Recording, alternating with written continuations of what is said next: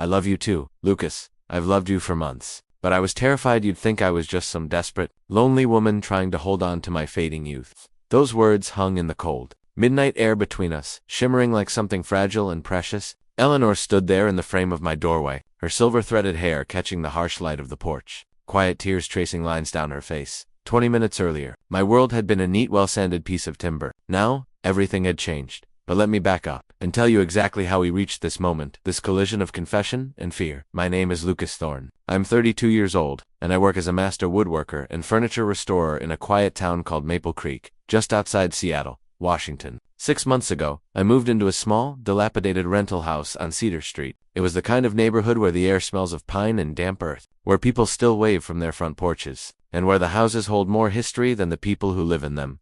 The place was a beautiful wreck, and that suited me perfectly. I've always been better with my hands than with my words, and fixing things the creaking floors, the rotting window frames gave my busy mind a rare peace. The house next door belonged to Eleanor Hayes. I learned her name the first week. She brought over a freshly baked loaf of rosemary sourdough, still warm, and introduced herself. She was perhaps 60, with striking green eyes, and silver hair cut into a classic, elegant bob. She had this rare quality: when she looked at you, she was truly listening, as if whatever you were saying held immense weight. Most people my age are constantly distracted, scrolling their phones, thinking about the next moment. Eleanor wasn't like that.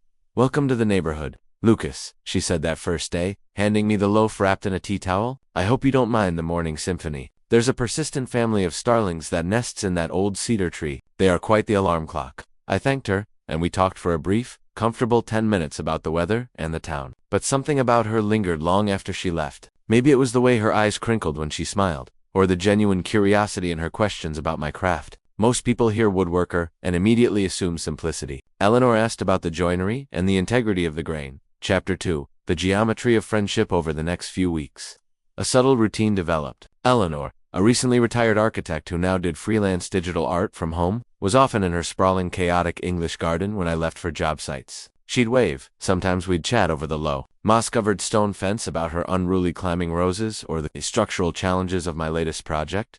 She had a laugh that started low in her chest, building into a delightful, surprised burst of joy. I started looking forward to those morning exchanges with an urgency I couldn't ignore. There was an anchor in Eleanor's presence, a sense of quiet stability I hadn't realized I lacked. My last serious relationship had ended in a storm of accusations about my lack of ambition. I was content with too little, my ex had claimed. Eleanor never made me feel like I needed to be anything other than a man who loved his work. The day everything shifted was a bright Saturday morning in late spring. I was replacing a water-damaged fascia board on my rental when I heard a terrible clatter from next door. I dropped my hammer and jogged across the lawn to find Eleanor sitting on her kitchen floor, surrounded by a rainbow of glass shards and what looked like jars of homemade quince preserves.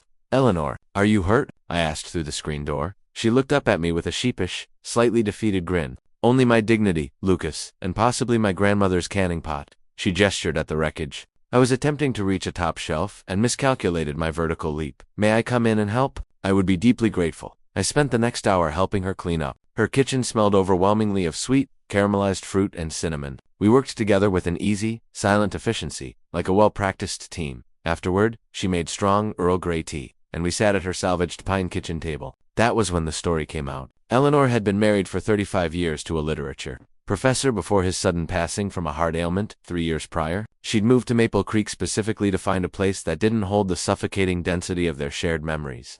"Do you miss it?" I asked, surprising myself with the boldness of the question. "The marriage, I mean?" She turned her mug slowly in her hands. "I miss having someone to witness the small things," she confessed, her voice soft and heavy. "Like when the first heirloom tomato finally ripens, or when a sunset is particularly brutal and beautiful. Those moments feel unfinished when there's no one to turn to and say, 'Look at that, John.'" I felt a profound resonance. I'd been single for 2 years. It wasn't the grand romance I missed. It was the quiet, shared punctuation marks of daily life. The someone who cared if I made it home safely after a late job. The someone who knew my coffee order without asking. "I know exactly what you mean," I admitted, compelled to share my own vulnerability. "I miss having that person to share the mundane with." Eleanor smiled, a genuine warmth returning to her eyes. "I think a lot of people feel that way, Lucas. We just don't talk about the quiet, crucial parts of loneliness." Chapter 3. The unspoken longing. From that day, our friendship deepened. Eleanor would bring me complex sandwiches or a slice of her famous sourdough when I worked in my garage workshop. I would help her with architectural issues around her old house, a leaking faucet, a wobbly bookshelf that needed anchoring. Anything that required a ladder or a tool belt. We started spending evenings on her spacious back deck, talking about the books she missed reading and the challenging physics of my craft. She was incredibly well-read, with insightful opinions on everything from Scandinavian design to environmental politics. She forced me to look at the world, and my own work, in richer, more layered ways. I started realizing the depth of my feelings for her, and the realization terrified me, not primarily because of the age difference, which was a very real factor, but because the feelings were unlike anything I had ever experienced. With women my own age, there was always a subtle pressure, a performance required to be impressive, to be ambitious, to be moving towards some external definition of success. With Eleanor, I could simply be. She accepted my terrible attempts at literary jokes, listened patiently to my frustrations with clients, and never, ever tried to fix me or offer unsolicited life advice. The problem, the crushing weight of the unknown, was her perspective. I had no idea how she felt about me. Sometimes, I'd catch her watching me work. Once, when I was replacing a weathered plank on her deck, I looked up. Her eyes held an unreadable expression, something that looked painfully close to longing. But the moment she realized I'd seen her, she'd smile and offer me iced tea, and the subtle, electric moment would vanish. I started second-guessing every interaction. Was the touch on my arm, as she laughed about something I'd said, just friendly? Or was there more? When she invited me to stay for dinner after installing her new picture rail, was she merely being neighborly? Or was there another reason she wanted me to stay? Summer bled into fall, and our conversations moved indoors. Eleanor's living room was warm, filled with soft, curated lighting, and shelves overflowing with books and unusual artifacts from her architecture travels. We'd sit on the plush sofa, sometimes watching old films, sometimes just talking in the comfortable quiet. One damp evening in late October, we were watching a moody French film. Eleanor mused on the narrative. Romantic movies used to be different, Lucas, more subtle. People didn't just state their feelings directly. There was so much mystery, so much longing communicated in the quiet moments. Is that better, though? I asked, my voice low. All that unspoken complexity. She was quiet for a long moment, staring at the screen. When she finally answered, her voice was barely a whisper. Sometimes I think we've lost something by being so direct. There's a profound beauty in uncertainty, in not quite knowing where you stand. I desperately wanted to tell her then that the uncertainty was gone for me, that I knew exactly where I stood, completely and irrevocably gone for her. But the caution, the fear of shattering the fragile ecosystem of our friendship, held my tongue. Chapter 4. The unavoidable truth. November brought the first serious cold snap. And with it, the stress of utility bills. Eleanor's old house was poorly insulated, and her fixed income meant the heating stress was visible. I noticed her mentioning it casually, but the weight of the worry was clear. I started bringing over discarded firewood from a job site where we were clearing old oak. I'd tell her the client was just going to chip it anyway. You don't have to take care of me, Lucas, she said one evening, watching me stack oak by her stone fireplace. I'm not taking care of you, I countered, straightening up to meet her eyes. I'm helping a friend. There is a difference.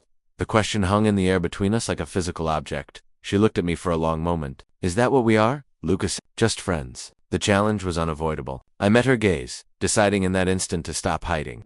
I don't know, Eleanor, I said honestly. What do you think we are? I think, she said, her voice careful and measured, that I've been terrified to find out. That night, the conversation moved from the fireplace to the sofa. We sat closer than ever before, not quite touching, but close enough for me to feel the ambient warmth of her skin. We were watching an old documentary, but neither of us saw the screen. I was hyper-aware of every single breath she took. When she reached for her mug on the coffee table, her hand brushed mine. Neither of us retreated. We sat motionless, our skin barely connected, staring forward as if the screen held the secret to the universe. 30 seconds passed in an eternity of unspoken acknowledgement. Lucas, she said finally, her voice barely a whisper. Yes, I should probably tell you something. My heart hammered against my ribs. I haven't felt this way about anyone since John died. I honestly didn't think I would again. But you, she paused, looking down at our intertwined hands. You make me feel like Sarah again. Not the widow, not the older woman, living alone, just Sarah. I gently turned my hand, intertwining our fingers properly. You make me feel like myself, too, Eleanor. Like the best version of the man I could be. We talked until almost midnight, finally naming the feelings we had been dancing around for months. We admitted the fear of ruining the friendship, the awkwardness of the age difference, and the profound electric connection we shared. I walked home feeling solid, terrified, and real. The uncertainty was gone, replaced by a promise that felt impossibly fragile and utterly magnificent. Chapter 5. The first act of love. The next few weeks were intoxicating. We did not rush into anything physical. The intimacy was in the details. Making coffee together in our kitchen, her presence making the morning feel intentional, her hand resting casually on my shoulder when she leaned over to show me a book, the way she said my name, Lucas, like a secret language. We had our first formal date on a Saturday in early December. I took her to a favorite Italian place, downtown, checkered tablecloths, candle wax dripping onto Chianti bottles. Eleanor wore a deep sapphire blue dress that made her eyes blaze. I couldn't stop looking at her across the table. "You're staring, Lucas," she noted, smiling.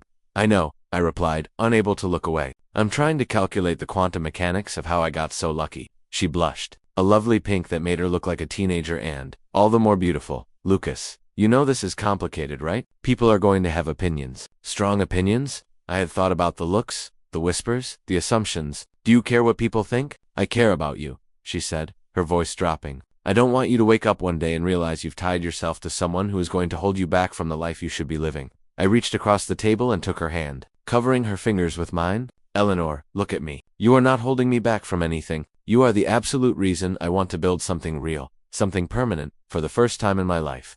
That night, we were on her sofa. This time, when the conversation lulled, I didn't look away. I cupped her face in my hands, feeling the delicate architecture of her bones beneath my rough palms, and I kissed her, soft, tentative at first, then deeper, urgent. When she kissed me back, she tasted like red wine and profound possibility. "Are you sure about this, Lucas?" she whispered against my lips. "I've never been more sure of anything," I affirmed. We moved slowly, reverently, both of us aware that what we were building was precious. Sometimes we'd just hold each other on the sofa, talking about the future. Other nights, we'd cook in her kitchen, moving around each other like we had been partners for years. She introduced me to authors like Iris Murdoch. I taught her how to change a blade on the table saw. She even visited one of my job sites and watched me frame a custom deck, asking insightful questions about load distribution. I had never had anyone take such a genuine, intelligent interest in my craft. Part 2, The Structural Stress, Chapter 6. The Weight of External Opinions. Christmas passed in a quiet, profound celebration at Eleanor's house. We exchanged small, carefully chosen gifts. She gave me a set of Japanese chisels.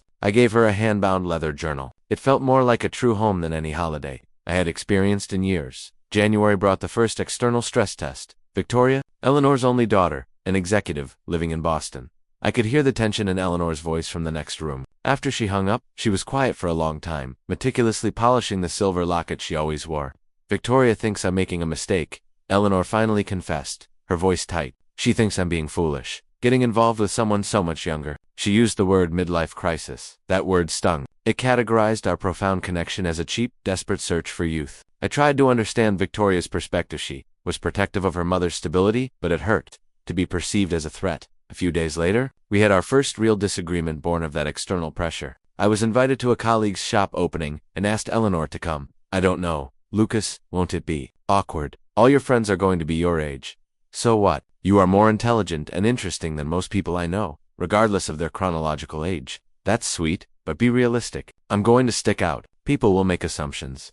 I was frustrated. I was ready to face the world, but she wasn't.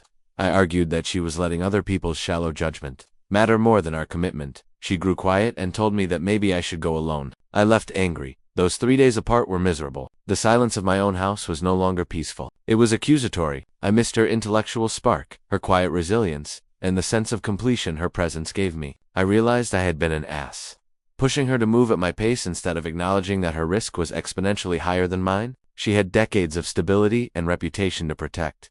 I showed up at her door with a bouquet of white jasmine, her favorite hand, a carefully rehearsed apology. "I'm sorry, Eleanor. I was being selfish. I just want to share my entire life with you, but I understand why that's terrifying." She let me in, and we talked for hours. She explained the depth of her isolation since John's death, how her married friends had slowly drifted away because she no longer fit their couples-oriented social structure. The idea of putting herself out there again, in a relationship that invited judgment, was paralyzing. "I love you," I told her that night. It was the first time either of us had said it out loud. "I love your mind, your laugh, your resilience. I love how you make me want to be better than I am. I love you, too," she confessed, tears in her eyes. "But I'm so scared of what that means." We held each other until dawn, working through the fears, the possibilities, and the heavy emotions that come with loving someone when the world is waiting for you to fail. Chapter 7.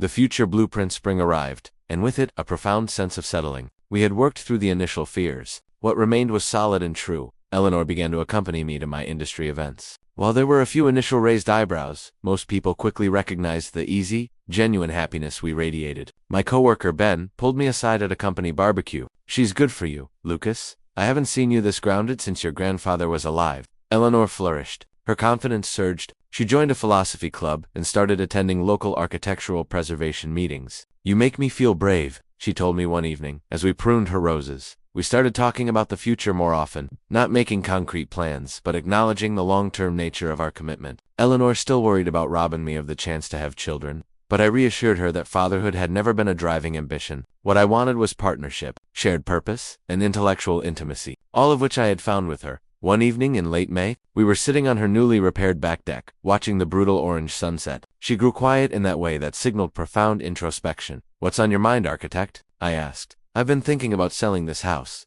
she said. "Getting something smaller, maybe a lakefront condo." My heart sank. "Are you trying to run away from me?" She laughed, a genuine burst of joy, and took my hand. "No, you magnificent fool. I was thinking, maybe we could look for a place together. If you want to," kissed her right there on the deck, not caring if the starlings or the neighbors were watching. The idea of waking up next to her every morning, of pooling our resources and our visions, felt like the culmination of everything I had been searching for. We spent the summer meticulously looking at properties, a process that revealed the deepest parts of our personalities. Eleanor wanted a large, naturally lit kitchen and a study with built-in bookshelves. I insisted on a dedicated, structurally sound workshop and a yard large enough for her garden, but we found it in late August, a 1920s craftsman. Beautiful bones, but requiring extensive work, a perfect blend of her architectural vision and my woodworking skill. "It's exquisite," Eleanor sighed, running her hand along the worn door frame. "It feels like home." "It does," I agreed, looking at her when I said it, not the house. That brings us back to late September, 3 days before we were scheduled to close on the craftsman. I was in my rental, packing the most valuable tools from my workshop, when I heard the frantic, desperate knock at the door. It was almost midnight. I opened it. Eleanor was standing there in her bathrobe and coat, the silver locket around her neck catching the dim light. Tears were streaming down her face, uncontrolled and panicked. "I can't do it, Lucas," she choked out. "I can't buy the house with you." My world tilted sideways, the foundations cracking beneath my feet. "What? Why? What happened?" "Victoria," she whispered, shaking uncontrollably. She called again. "She's threatening to cut me out of her life if I go through with this. She says I'm making a spectacle of myself, that you're going to leave me for someone younger as soon as you tire of playing house with an old woman." I felt a raw, blinding rage, not at Victoria, but at the insidious external judgment that had finally breached Eleanor's defenses. "Eleanor," I said, my voice rough, "you know that's not true, do I?" she asked, her voice small and broken. "Lucas, be honest. Don't you sometimes look at me and wonder if you're giving up too much? Don't you think about what you're sacrificing?" I stepped outside and closed the door behind me, pulling her hands into mine. They were cold and shaking. "Look at me, Eleanor." I forced her chin up so her emerald eyes met mine. "Do I look like a man who is settling? Do I seem unhappy to you?" "No, but no buts. Eleanor, I have never loved anyone the way I love you, not even close. You are not some consolation prize or an experiment. You are the absolute person I want to spend my life with. And as for the age difference, I want to grow old with you, which, by the way, means I'll be catching up to you eventually, not the other way around." She was sobbing harder now, and I pulled her into my arms, holding her tightly. "I love you too, Lucas," she cried into my shoulder. "I've loved you for months, but I was terrified you'd think I was just some lonely old woman trying to relive her youth." The silence returned, profound and absolute. We stood there, under the quiet, indifferent street lamp, having finally spoken all the truths we had been too scared to name. Chapter 9, the final blueprint, is signed. We talked until the sun began to paint the sky in bruised purples and tender pinks, sitting on my front steps like two teenagers who didn't want the night to end. Eleanor finally called Victoria the next morning. It was the hardest conversation she had ever endured. I told her I loved her, Eleanor recounted later, and that I was sorry she felt the need to issue an ultimatum. But I told her I would not allow fear to make my decisions anymore. My life is mine to build. It was a painful conversation, but Eleanor stood her ground, solid and resolute. We closed on the craftsman the following week. As I write this, we have been living in it for 18 months. Every day feels like a gift I did not earn but am grateful to possess. Victoria has slowly started coming around, especially after she visited and saw the sheer, unvarnished happiness of her mother. My friends and family have embraced Eleanor completely. People still stare sometimes when we are out together. I've heard the whispers, the assumptions about the older woman and her toy boy, but those whispers are meaningless. They have no idea what real love looks like. Eleanor is teaching me the history of architectural movements, and I am teaching her how to operate a table saw safely. We are planning a trip to Italy next spring to study Renaissance furniture design, and we adopted a stubborn, perfect rescue mutt named Sawdust. She still makes me feel like the absolute best version of myself, and I hope, every day, I do the same for her. Sometimes, love doesn't look like what the world expects it to look like. Sometimes, It's a 32-year-old woodworker and a 60-year-old architect who found each other across a cedar fence and built something profound and beautiful together. Sometimes, the best thing you can do is stop worrying about external validation and start listening to the quiet, true voice of your own heart. I'm Lucas Thorne. I'm 32 years old. I'm a woodworker. And I'm completely, ridiculously, happily in love with my 60-year-old neighbor who knocked on my door at midnight and showed me the final, perfect blueprint of my life.